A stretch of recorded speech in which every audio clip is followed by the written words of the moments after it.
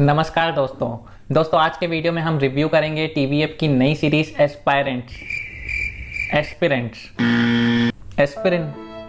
Disprin.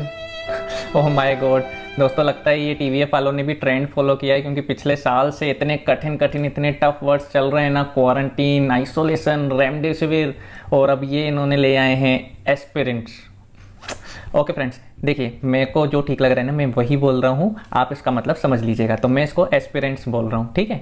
और हो सकता है कि आगे जो भी मैं बोलते जाऊँगा तो कुछ और भी बोल दूँ, तो आप एडजस्ट कर लेना। ओके फ्रेंड्स, तो आज के वीडियो में हम रिव्यू करेंगे टीवीएफ की नई सीरीज एस्पिरेंट्स की। तो फ्रेंड्स, सीरीज स्टार्ट करने से पहले बात करेंगे टीवीएफ की।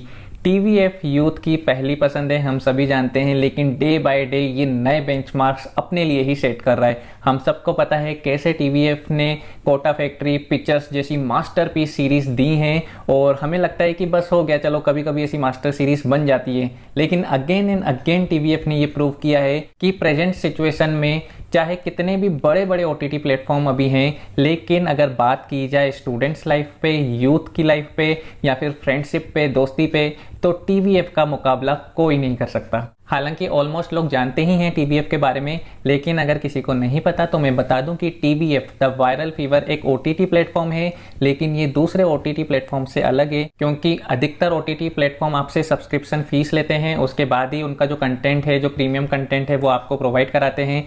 लेकिन टीवीएफ अपने आप में एक ऐसा ओटीटी प्लेटफॉर्म है जो टोटली फ्री है, और सबसे बड़ी बात कि वो यूट्यूब पे अवेलेबल है। जी हाँ फ्रेंड्स, यूट्यूब पे टीवीएफ का एक चैनल है, और उनकी जितनी भी सीरीज होती हैं वो यूट्यूब पे अपलोड करते हैं। तो फ्री में बिना 1 रुपए खर्च किए भी आप उनकी जो इतना अच्छा वर्क वो लोग करते हैं, इतनी अच्छी अच्छी सीरीज बनाते हैं, वो फ्री में आप देख सकते हैं। ओके फ्रेंड्स, तो बहुत हो गई बात टीवीएफ के बारे में। अब टीवीएफ की नई सीरीज जो उन्होंने बनाई है एस्पिरेंट, हम उसके बारे में बात करते हैं। दोस्तों, जैसा कि मैंने पहले ही आपको बता दिया कि ये बिल्कुल फ्री में अवेलेबल है यूट्यूब में, टीवीएफ के चैनल पर। 5 एपिसोड की सीरीज है, बहुत छोटी सीरीज है, 35 से 40 मिनट पर एपिसोड की साइज है। आप इजीली एक ही सिटिंग में बैठकर इसको खत्म कर सकते हैं। तो बात करें अगर किस थीम पर बनी है, किस टॉपिक पर बनी है, तो एस्पिरेंट सीरीज जो है वो यूपीएससी की तैयारी करने वालों के ऊपर बनी है। कैसे यूथ यूपीएससी की तैयारी करते हैं, कितनी ज़्यादा उनको प्रॉब्लम्स आती हैं, क्या क्या वो सहते हैं, और यूपीएससी की तैयारी से लेके आईएएस बनने का सफ़र कितना कठिन होता है, और आईएएस बनने के बाद भी जब वो पीछे मुड़ के देखते हैं कि उन्होंने क्या क्या खोया है, क्या क्या सेक्रीफाइस किया है इस सफ़र में, उसकी कहानी है एस्पिरेंट। तो बेसिकली ये जो पूरी थीम है यूपीएससी से लेकर आईएएस बनने तक की, इस कहानी को हमारे सामने 3 कैरेक्टर के थ्रू मेकर्स लेकर आए हैं। 3 कैरेक्टर हैं इस कहानी के, 3 दोस्त हैं, बेस्ट फ्रेंड हैं, अभिलाष, गौरी और एसके। ये तीनों मिलकर यूपीएससी की तैयारी करते हैं। कैसे ये तीनों मिलकर यूपीएससी की तैयारी करते हैं, क्या क्या चुनौतियां, क्या क्या स्ट्रगल इनके सामने आता है, कैसे वो पूरा स्ट्रेस इन तीनों के रिश्तों पर असर करता है, कौन इनमें से सक्सेस होता है, कौन सक्सेस नहीं होता, और उसके बाद क्या होता है, उसके बाद की इनकी जिंदगी कैसे होती है, एक्चुअल लाइफ में कौन सक्सेसफुल होता है और कौन अनसक्सेसफुल होता है, ये पूरी कहानी बहुत ही बढ़िया ढंग से हमारे सामने मेकर्स लेकर आए हैं। दोस्तों, इस पूरी सीरीज के बहुत सारे अच्छे अच्छे पॉइंट्स हैं, जिनमें से एक है इसका स्क्रीन प्ले। इसका स्क्रीन प्ले इतनी खूबसूरती से लिखा गया है, क्योंकि ये जो कहानी है इन तीनों दोस्तों की, इनके पास्ट और प्रेजेंट दोनों को एक साथ हमको दिखाया गया है। जी हाँ, रेल की पटरी की तरह इनका जो पास्ट था जब ये लोग तैयारी करते थे, और इनका जो प्रेजेंट है अब जब ये कुछ बन गए हैं, ये दोनों ही चीजें एक साथ हमको दिखती हैं। तो देखने में बहुत ही मजा आता है और एक्साइटमेंट हर समय बना रहता है। अगर बात करें इसके कैरेक्टर्स की, तो एक एक कैरेक्टर्स बहुत अच्छे से लिखा गया है, लेकिन इस सीरीज की जान है इसका लीड कैरेक्टर अभिलाष शर्मा, जिसको कि नवीन कस्तूरिया ने निभाया है। दोस्तों, इतना बेहतरीन ये कैरेक्टर लिखा गया है, और नवीन कस्तूरिया ने जो उसको निभाया है सच में माइंड ब्लोइंग है। मतलब क्या टैलेंट टीवीएफ हम सबके सामने लेकर आता है। फ्रेंड्स, अभिलाष शर्मा का जो कैरेक्टर है उसमें इतने सारे कलर्स हैं। अगर मैं आपको बताऊं कि जैसे ही वो स्टार्टिंग होती है तो वो एक नॉर्मल स्टूडेंट रहता है, कंफ्यूज रहता है, उसका जो कंफ्यूजन वाला पार्ट था वो एक दिखाया गया है बहुत अच्छे से।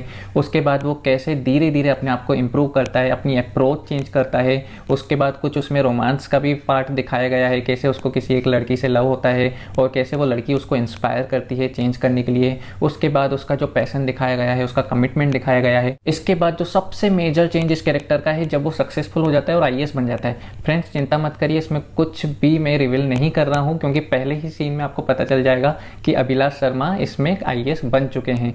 तो फ्रेंड्स, वो वो जो आईएएस बनने के बाद जो उनकी बॉडी लैंग्वेज है, जो एटीट्यूड है, एकदम ऐसा लगता है कि कोई बहुत बड़ा कलेक्टर है। मतलब नवीन कस्तूरिया ने बहुत ही बेहतरीन तरीके से इस रोल को निभाया है। डेफिनेटली ही ये कैरेक्टर बहुत ज़्यादा टफ था क्योंकि बहुत सारे कैरेक्टर थे इसमें, लेकिन नवीन ने पूरे कैरेक्टर्स को अपने अंदर इस तरह से निभाया है, इतनी एफर्टलेस एक्टिंग है उनकी कि लगता है कि वाकई में कोई ट्रू है, मतलब वो ट्रू पर्सन है।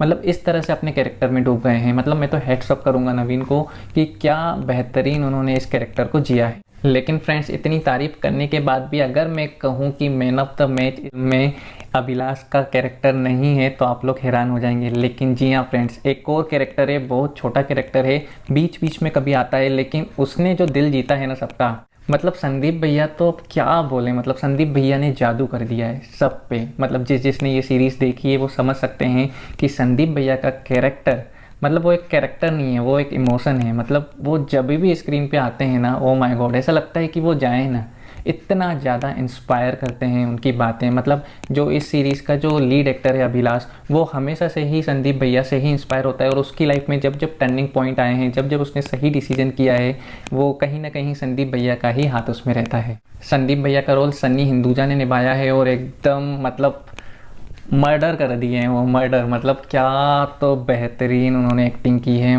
मतलब मैं तो सच में पागल हो गया हूँ मतलब संदीप भैया के कैरेक्टर के पीछे और इनके सन्नी हिंदुजा जो उन्होंने रोल प्ले किया है।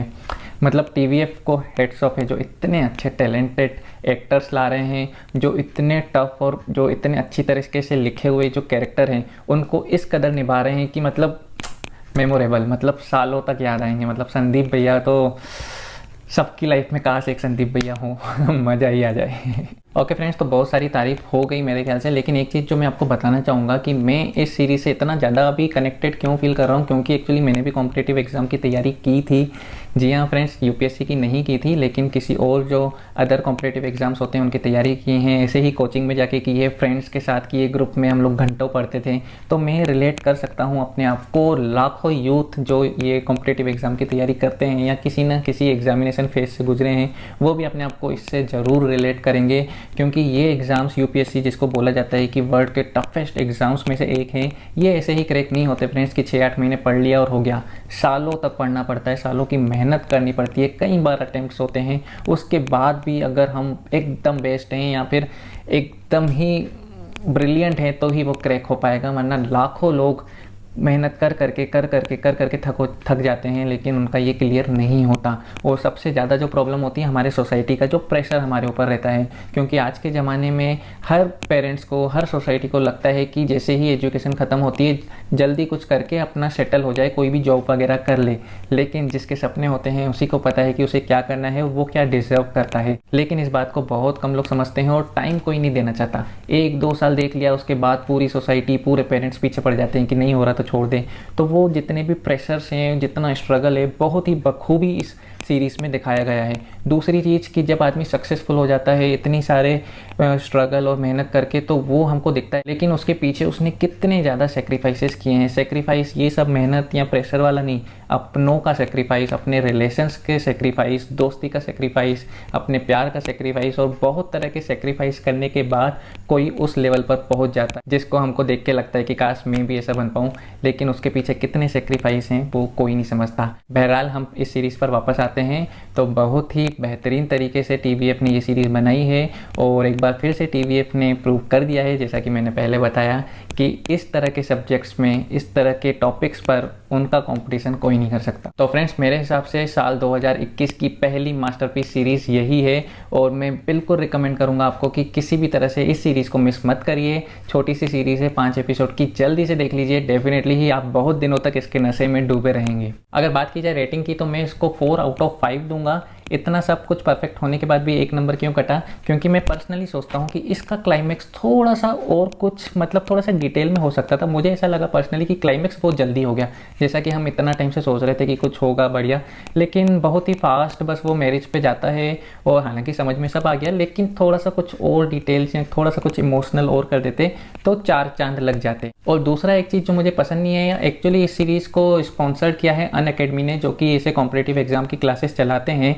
तो ठीक है उन्होंने प्रमोट किया है, लेकिन इस सीरीज़ में बीच बीच में, सीरीज़ के ही बीच में बहुत बार कैरेक्टर्स ना अनअकैडमी का प्रमोशन करते रहते हैं। तो वो मुझे थोड़ा मतलब ठीक नहीं लगा। मतलब जब आप इतनी अच्छी सीरीज़ बना रहे हो तो उसको इस तरह से एड से फ्री रखो। मतलब आपको अनअकैडमी की अगर एड करनी है तो आप करो स्टार्टिंग में, जैसे ही कोई भी एपिसोड स्टार्ट होता है तो आप अपना एक एड लगा दो या लास्ट में एड लगा दो। लेकिन बीच में सीरीज़ में स्क्रीन प्ले में उनका प्रमोशन जोड़ना मुझे थोड़ा सा अच्छा नहीं लगा।